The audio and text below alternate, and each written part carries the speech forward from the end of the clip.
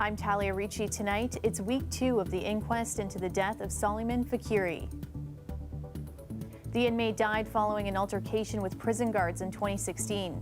We'll have more on what the inquest has heard so far. Plus, we found through media reports that there were 62 femicides reported in the last 52 weeks. we speak with the executive director of an organization that tracks femicides across the province about their latest findings. And I love it. I've been here almost every year, and I just love the festivity of it all. Santa Claus came to town. We'll bring you the sights and sounds of the annual Santa Claus Parade. This is CBC Late Night News.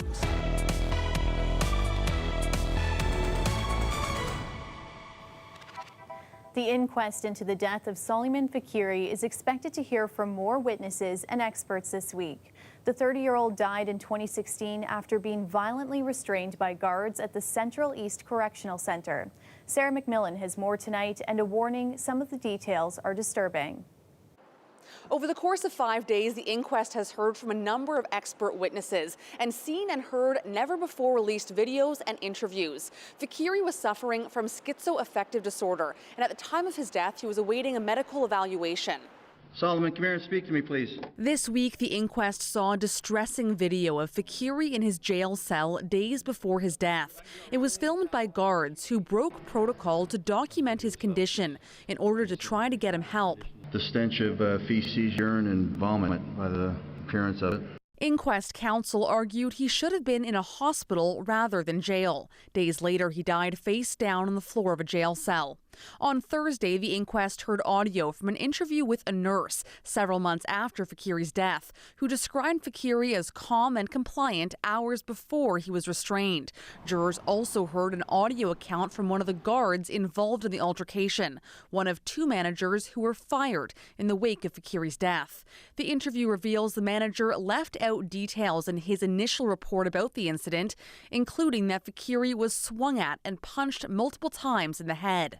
I tried to recall everything. I was very upset. That manager died in 2021. However, the second manager who was fired is expected to appear later at the inquest.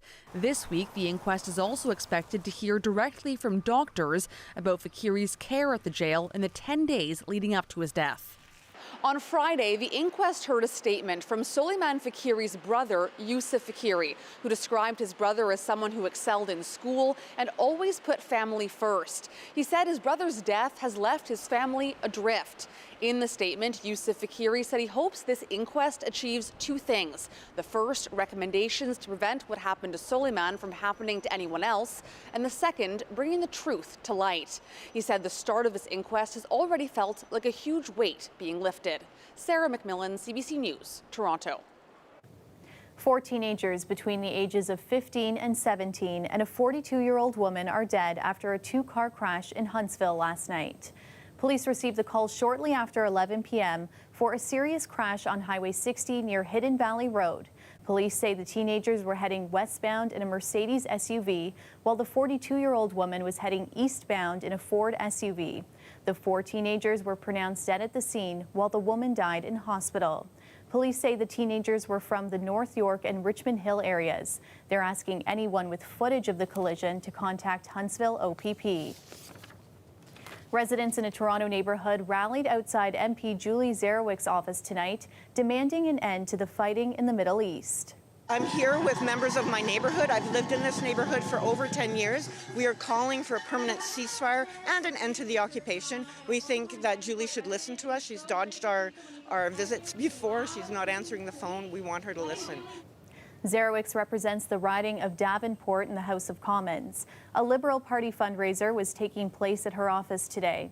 The war in Gaza has been ongoing for 7 weeks, with the first humanitarian pause in fighting happening this past week. Waterloo police are investigating after a video of an alleged hate incident surfaced online. Police responded to a report of a disturbance involving a man with a knife on Friday in the area of University Avenue West and Albert Street in Waterloo. The video posted by the National Council of Canadian Muslims shows a verbal altercation between 2 men, followed by a man taking down posters using a knife. The organization says a student was putting up posters regarding the war in the Middle East.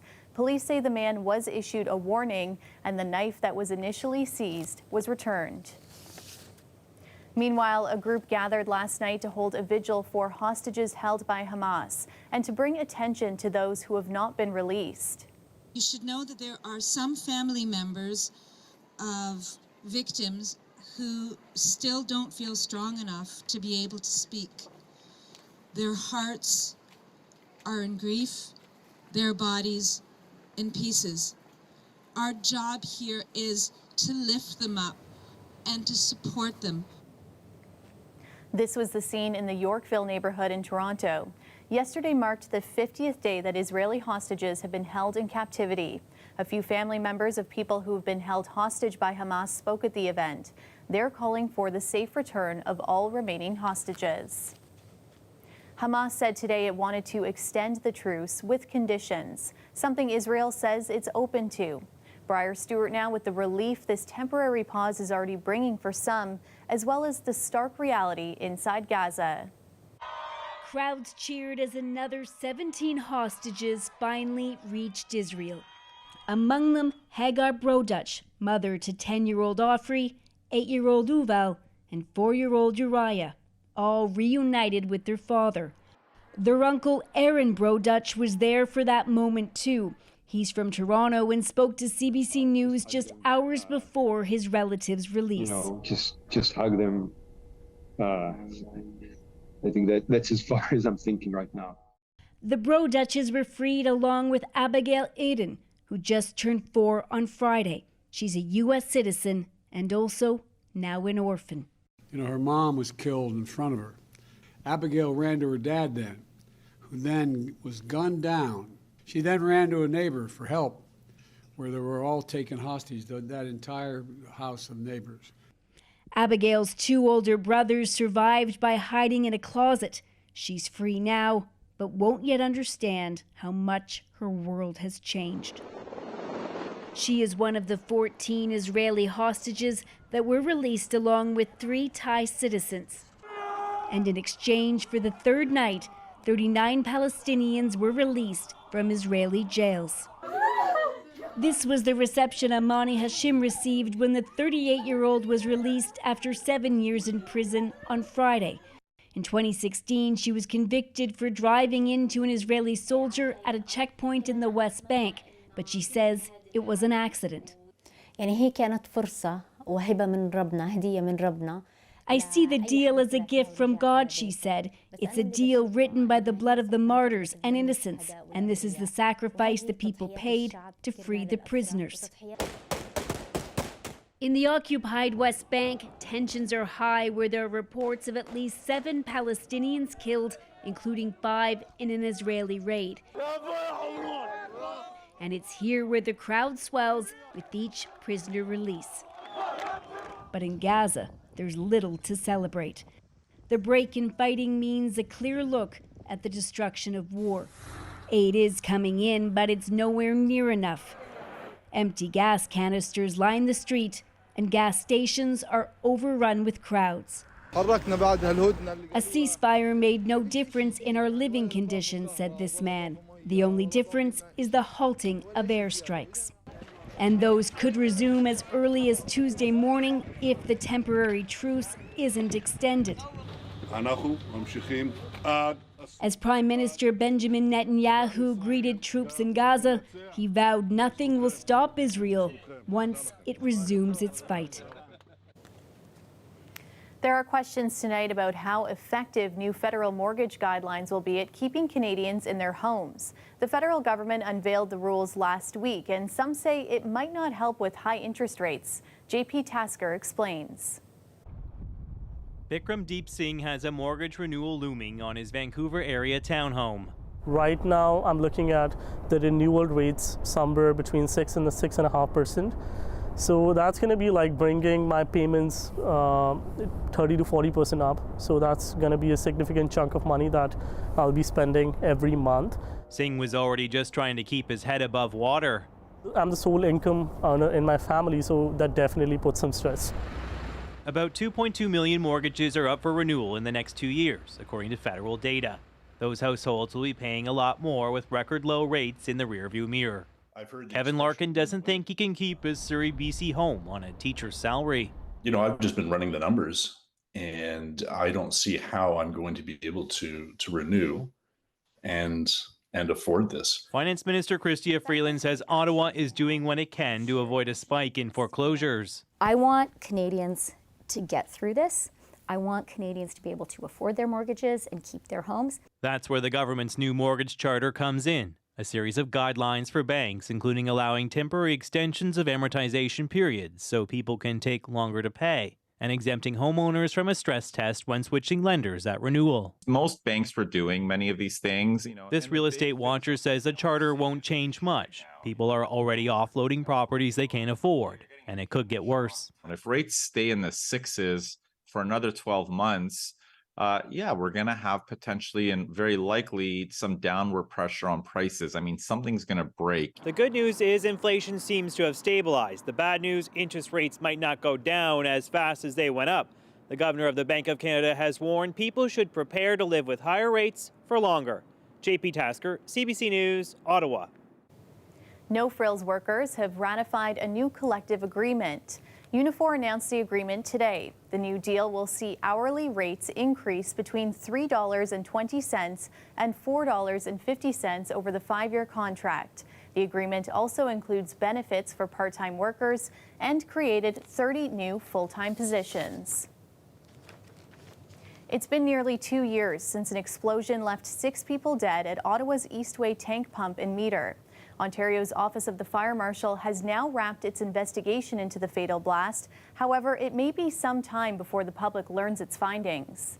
The explosion happened in South Ottawa in January 2022. 6 Eastway workers were killed at the tanker's manufacturer's site. The OFM said the final report won't be made public until all court-related matters around the explosion have wrapped.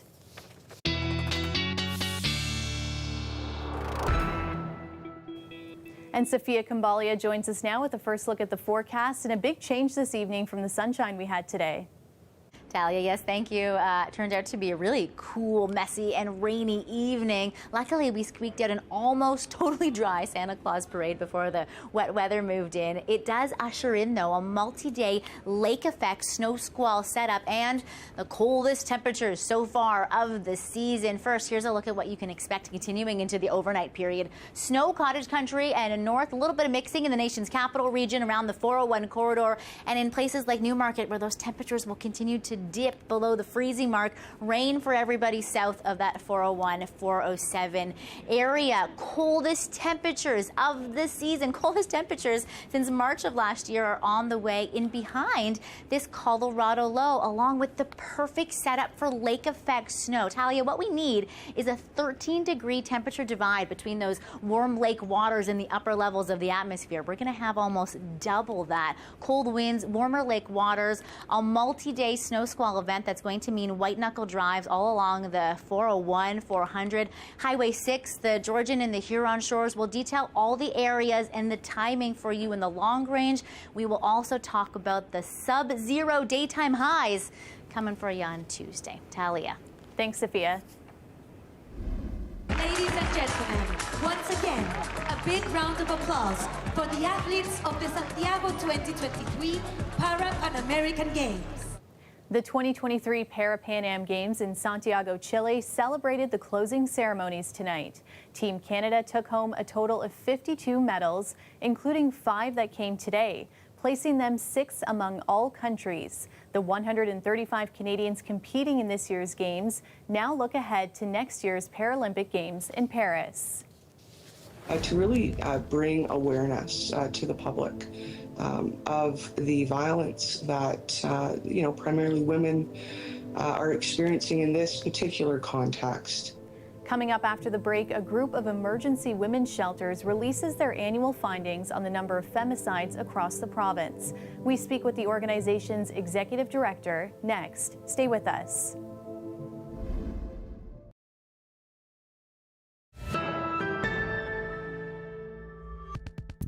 The This weekend marked the International Day for the Elimination of Violence Against Women. The Ontario Association of Interval and Transition Houses has released their annual femicide list. The organization tracks femicides through media and police reports. Marlene Ham is the executive director. Thanks for joining us. Why don't we start with you sharing the most recent numbers that came out of this report? Yeah, thanks for having me to talk about the femicides that are occurring in Ontario. So yesterday we did release our report where we found through media reports that there were 62 femicides reported in the last 52 weeks, which is an increase from last year. And we do provide a bit of a breakdown where we do know where it's been a victim perpetrator relationship that's been intimate partner related, either current or former.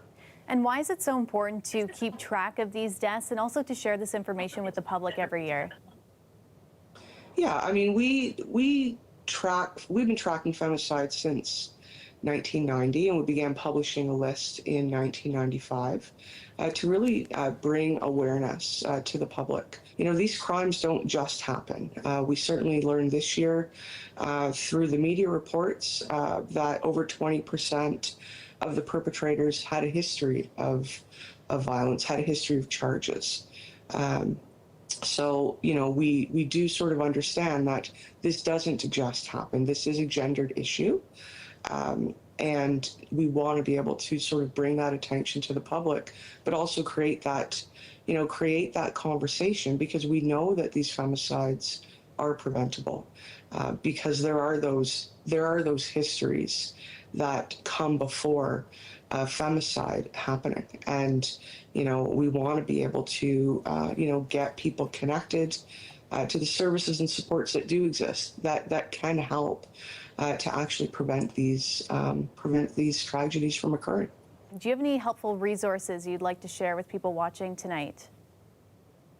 Yeah, I mean, there's lots of resources in Ontario. We have shelters and sexual assault centers. We've got provincial crisis lines. So we've launched a website called mulberryfinder.ca, and all of the provincial crisis lines, direct talk and text can be made available, where people can talk to a counselor or text with a counselor immediately to be able to find out what the services are locally in their community.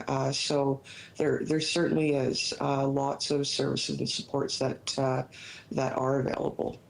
All right, thanks for speaking with us tonight. That was Marlene Ham, the Executive Director of the Ontario Association of Interval and Transition Houses.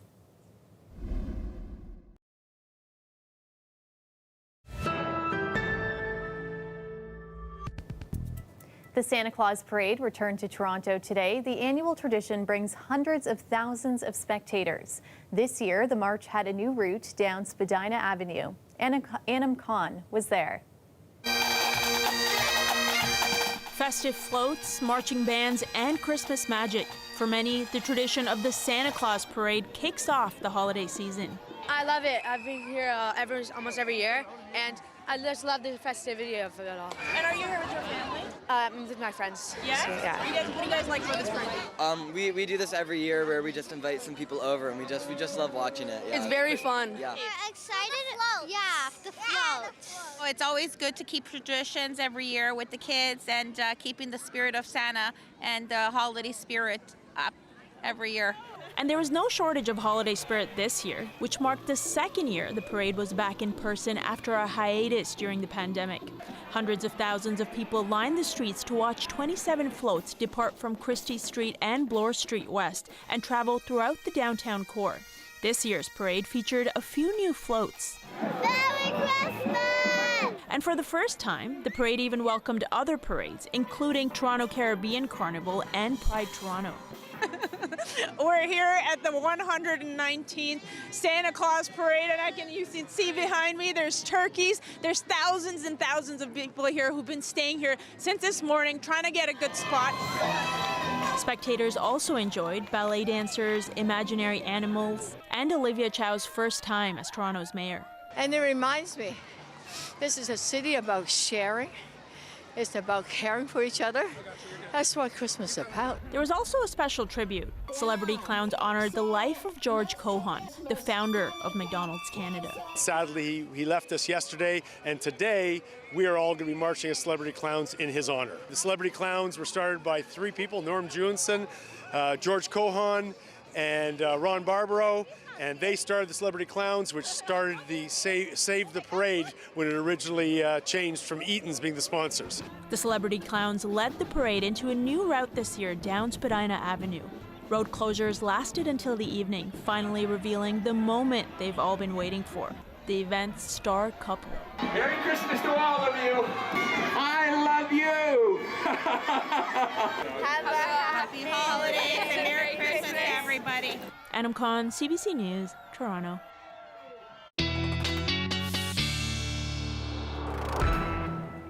Sophia is back now with our extended forecast and a rainy evening after that sunny parade day. How's the rest of the week looking?